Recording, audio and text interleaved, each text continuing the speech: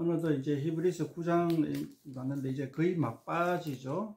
막바지. 히브리서에서 이제 중요한 거, 예수님은 대제사장 되시다. 그런데 9장에 딱 들어와 가지고 이제 중요한 게, 예수님은 새 언약의 중보자시다 이렇게 얘기하고 있습니다. 15절에 보면은 그는 새 언약의 중보자시다 이렇게 얘기하는 겁니다.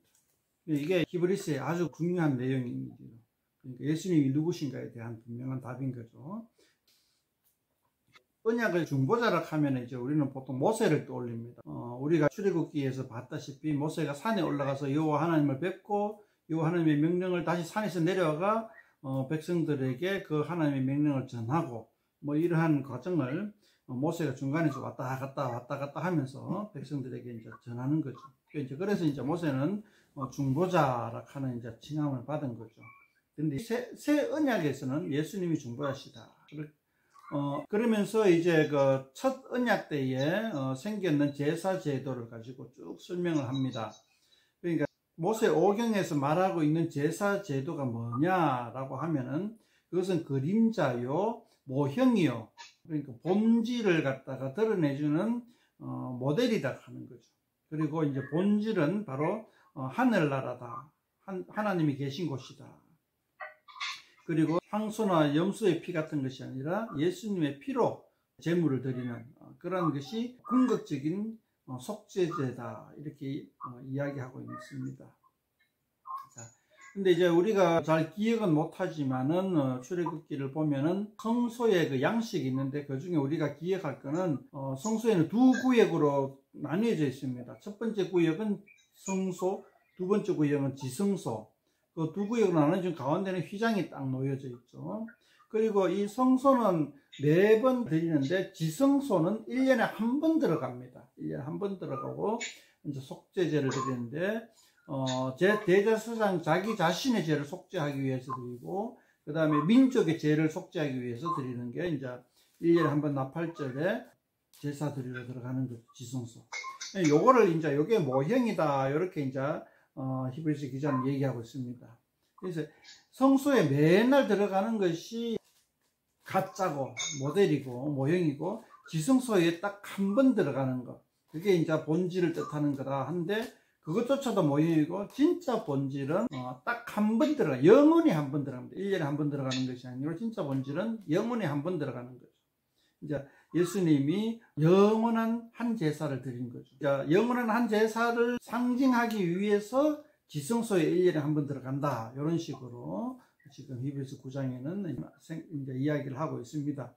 이제 그런 것들을 알면 좋겠고, 그 다음에 원래 이제 모델에서는 이제 짐승의 피를 쓴다. 그런데 실제로는 본질에서는 예수님의 피를 쓴다, 이렇게 이야기하고 있습니다. 그리고 그 예수님의 피가 우리를 그 죄에서 완전하게 속량하고 또 영원한 기업을 약속을 준다, 이렇게 얘기하고 있습니다.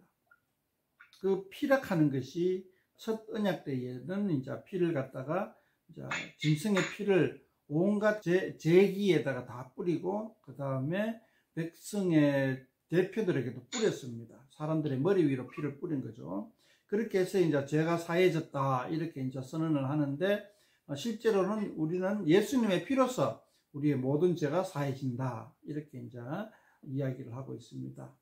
그래서 우리는 예수님을 이제 믿는 사람은 예수님의 피로 우리의 모든 죄가 사해졌으므로 우리는 하나님 앞에 설 수가 있게 된다, 이렇게 이야기를 하고 있습니다. 이 의미들을 우리는 이제 좀 잘 생각하면 좋겠습니다. 근데 사실 우리의 문화와 정서상으로서는 이 개념이 확실하게 이미지로 와닿지가 않아요. 그래서 조금은 이미지화를 하는 어떤 습관들을 들일 수 있으면 좋겠다는 것입니다. 그 전에 이제 우리가 하나님 앞에 어떤 죄를 범했는가에 대한 우리의 그 정체성도 우리의 상황에 대해서도 어느 정도 인식을 하고 있어야 되죠. 그 우리의 상황에 대해서 인식을 하는 것도 솔직히 뭐 쉽지가 않고, 또 제가 지금 이 시간에 말씀드리는 것도 쉽지가 않네요. 하지만은 우리의 목표점은, 출발점은 우리의 상황에 대한 인식, 우리가 죄 가운데 있다 하는 그 인식이 중요한 겁니다.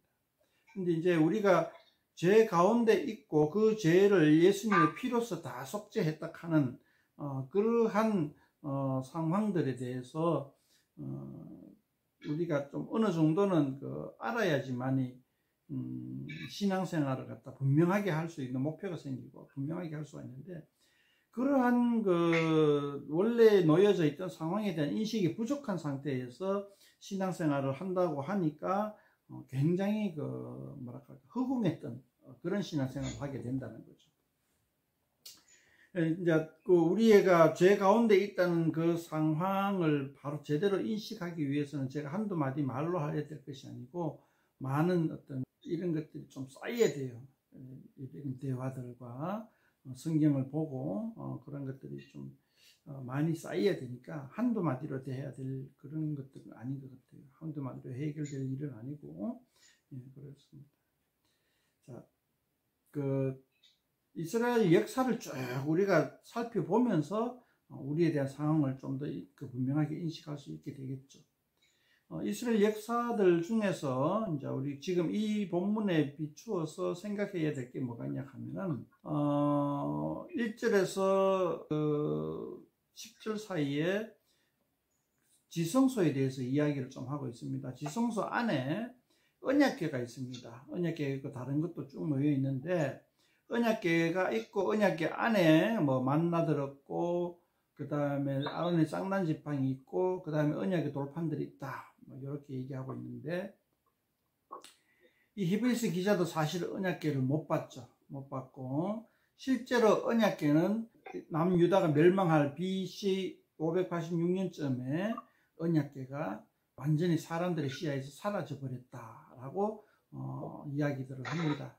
히브리서 기자 입장에서 봤을 때는 600년이 넘은 시점에 전에도 이제 이 언약궤가 없어져 버린 거죠. 존재를 찾지를 못합니다. 그럼에도 불구하고 히브리서 기자는 이 언약궤에 대해서 자세히 설명을 하고 그러고 지성소 안에도 이제 자세히 이야기를 하고 있습니다. 그러면 이제 지금 현재 히브리서 기자가 쓸 때 지점은 헤롯 성전이에요. 헤롯 성전이 이제 무너졌는 때라고 저는 추측을 하는데, 그때는 이미 그 성전 안에, 지성소 안에 언약궤가 없는 상태예요. 그런 언약궤가 없는 상태이기 때문에 굉장히 사람들이 송구한 상태죠. 언약을 해놓고 언약궤를 잊어버렸으면은 문서를 잃어버린 거예요. 그러니까 이 언약이 사실은 제대로 작동하지 못하는 상태라는 거죠. 그러니까 늘 불안한 거죠. 집 사놓고 집 문서를 못 받은 거죠. 그런 것과 같은 굉장히 불안한 상태에 있고, 그리고 나름대로 막 몸부림치는데 그 몸부림침에도 불구하고 나라가 굉장히 암흑 상태에 있다. 이방인들의 식민지 상태에 있고, 이방에서 짓밟혀 있고, 제사제도와 왕가는 전부 다 엉망이 되어 있는 거죠. 이제 그런 상태에서 많은 사람들이, 뜻 있는 사람들은 스스로 겸비한 자세를 취하고 하나님 앞에 어떻게 하면은 속죄를 함으로써 하나님의 나라를 세울 수 있을까에 대한 계속 고민을 하는 상태인 거죠. 그럴 때에 예수님이 새 언약의 중보자가 돼가지고 새 언약을 체결합니다. 그래서 예수님을 믿음으로 말미암아 우리의 모든 죄가 속량이 되고 이제 하나님의 나라가 온전히 들어오게 된다, 이렇게 생각하고 히브리서 기자는 이제 그렇게 주장을 하고 있습니다. 이 새 언약의 중보자는 자신의 피로 온전한 제물을 들려서 온전한 속죄제를 드림으로 말미암아 예수님을 따르는 모든 이들에게 완전한 속량을 이루었다, 이렇게 이제 이야기하고 있고, 그것이 오늘날 우리에게까지 임하였다. 그래서 이제 오늘날 우리는 하나님의 나라를, 예수님이 단번에 제사를 드림으로 말미암아 이제 우리는 하나님이 원하시던 궁극적인 하나님의 나라를 이루어가고 있다, 이렇게 우리가 현재 상황을 인식을 하면 좋겠습니다. 늘 얘기하지만은 이러한 시나리오 속에서 우리가 과연 단 한 번에 완전한 영원한 온전한 속죄제, 죄를 없이 한다 할 때에 우리에게 과연 뭐 죄가 있었나 하는 그러한 상황 인식이부터 왜곡된 것부터 이제 우리가 첫걸음이 상당히 어렵다 하는 거죠. 이 어려움이 우리에게 닥친 것은 사실은 지금까지 기존 교회에서 그런 것에 대한 많은 교육들이 되어지고 있지 않았다는 거죠. 그냥 완전히 그냥 뭐 죄에 대한 인식이 없이 죄가 사해졌다, 용서받았다 하고 하니까는 상당히 좀 뜬금없고 그리고 불완전하게 되는 겁니다. 지금 저도 말이 짧아가지고 어떤 말씀으로 이걸 이해를 시켜야 될지 잘 모르겠습니다만 한번 노력해 보자면은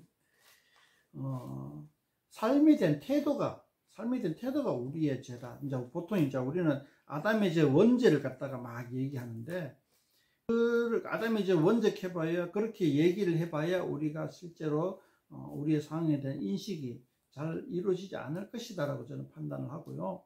제 나름대로 한번 말씀을 드리자면은 우리의 삶에 대한 자세가 벌써 하나님께서 싫어하시는 자세다. 그러니까 요즘 어떤 책에 보면 이기적 유전자다 하기도 하고 우리의 생존 법칙이다 하고 팔이 안으로 굽는다 하고 모든 것들이 자기 중심으로 이제 펼쳐지는 그러한 인생관, 그것이 제가 볼 때에는 하나님 보시기에 이게 심각한 죄다 그런 거죠. 그래서 이제 그건 하나의 단편적인 예입니다. 그러니까 우리가 인생에 대해서 대하는 태도, 그리고 그러면서 우리가 세상을 향한 우리의 태도가 되겠죠. 자기 인생과 세상을 향한 우리의 태도 자체가 이미 삐뚤어져 있다는 거죠. 그것에서 예수님을 통하여서 온전히 그러한 것을 벗어버리고 이제는 이기적인 게 아니라 이타적인 게 되고 그리고 세상을 향하여서 우리가 어떻게 행동을 해야 되나 할 때 이제 사랑으로서 세상을 대해야 된다는 거죠. 우리는 보통 세상을 향하여 세상 사람들을 향하여 보통 사람들은 어떻게 하면 정죄하기 바빠요. 자기와 뜻이 다른 사람을 정죄하기 바빠요. 우리 그리스도인은 자기와 뜻이 다른 사람을 긍휼히 여겨줍니다. 그런 부분에 있어서 우리가 이제 인생을 대한 태도다 뭐 이렇게 이제 제가 표현을 하는데요. 이제 그거는 제가 수많은 말들 중에 이제 우선 쉽게 들을 수 있는 말이라 이렇게 생각이 되어집니다. 그런 부분에 있어서 우리는 예수님의 피로서 우리는 모든 것들을 씻어낼 준비가 되어 있어야 한다. 이렇게 제가 한번 그리스도의 피에 대해서 속죄제에 대해서 한번 말씀드리고 싶습니다. 뒤에 보면은 언약식 할 때에 좀 피 뿌리는 거에 대해서 쭉 나오는데 그거는 제가 출애굽기 20장에서 설명할 때 쭉 출애굽기 20장 상황이 설명이 되어 있죠. 그거는 이제 본문 보면 더 자세히 설명되어 있어요. 그거를 보면은 우리가 한 18절부터 22절까지의 말씀이 다 이해가 갈 겁니다. 또 재밌는 것은 16절, 17절인데요. 15절부터 한번 읽어볼게요. 이로 말미암아 그는 새 언약의 중보자시니 이는 첫 언약 때에 범한 죄에서 속량하려고 죽으사 부르심을 입은 자라 하여금 영원한 기업의 약속을 얻게 하려 하심이라. 15절에 보면 새 언약의 중보자가 죽었다고 해요. 속량을 범한 죄에서 속량하려고 죽으사 죽어야지 영원한 기업의 약속을 얻게 하였다. 이 15절 말씀을 받아가지고 16절, 17절에 보면은 유언은 유언한 자가 죽어야 된다. 유언은 그 사람이 죽은 후에 유효하다 하는 말이 나와요. 요 16절, 17절은 15절에 예수님이 범한 죄에서 속량하려고 죽으셨다 하는 말을 더 확정하기 위해서 16절, 17절을 한 것 같죠, 그죠? 그러니까 예수님이 죽으셔야 어떤 그 효력을 발생한다 뭐 이런 건데 그 효력이라는 게 유언으로 나타나요. 16절 17절. 그러니까 우리가 좀 약간 의아한 느낌이 들 수도 있어요. 예수님이 유언을 했나? 뭐 이런 식으로. 뭐 유언이 무슨 상관이지 하는데 요거는 우리가 번역하다 보니까 유언이라고 번역을 했는데 이 헬라어로 보면 유언과 언약이라 하는 것들이 단어가 같아요. 그러니까 발음상 같은 발음이 나는 거죠. 그래서 이거 언어 유의를 하는 거예요. 그러니까 이제 중의적인 뜻으로 딱 된 거죠, 그죠? 그러니까 16절, 17절 이렇게 읽어도 돼요. 언약은 언약한 자가 죽어야 되나니 언약은 그 사람이 죽은 후에 유효한즉 언약한 자가 살아있을 때에는 효력이 없느니라. 이렇게 되거나 이제 그렇게 해도 또 말이 이상하잖아요, 그죠? 그래서 이제 유언이라 하는 단어로 해석을 했는데 요 두 가지 뜻이 겹침으로 말미암아 우리가 이제 생각할 수 있는 여지가 참 많은 이미지를 낳게 하는 거죠. 거기 이제 16절, 17절 말씀은 언어 유희다 이렇게 생각해 주시면 좋겠고, 제가 볼 때는 약간 문맥적으로 약간 좀 어색한 부분이 있어요. 16절, 17절은. 그렇지만은 그것이 이제 전체적으로 좀 문단 속에서 이제 약간 그 감초의 역할을 하고 보충적인 역할을 한다 이렇게 한번 생각해 보면 좋겠습니다. 그건 크게 뭐 중요한 건 아닌데 뭐 읽다가 이제 면밀하게 읽으면은 요 16절, 17절이 공중에 붕 뜨는 느낌이 들 거예요. 그럴 때에 이런 이유가 있구나 하는 걸 알면 좋겠습니다. 그렇게까지 면밀하게 성경책을 읽을 수만 있으면 얼마나 좋겠습니까? 그런데 우리 일반 성도님들은 그렇게까지 면밀하게 세밀하게 쳐다볼 수 있는 안목이 많이 부족할 것 같아서 안타까워요. 글 하나, 문장 하나, 단어 하나에 대해서 면밀하게 검토할 수 있는 능력이 관심이 우리 성도들에게 있으면 좋겠습니다. 그 외에도 뭐 많은 이야기가 있지만은 그런 것들은 이제 대충 또 다음 기회로 한번 넘겨보도록 합시다. 질문 있으면 질문해 주시고 또 이야기할 게 있으면 이야기해 주시면 좋겠습니다.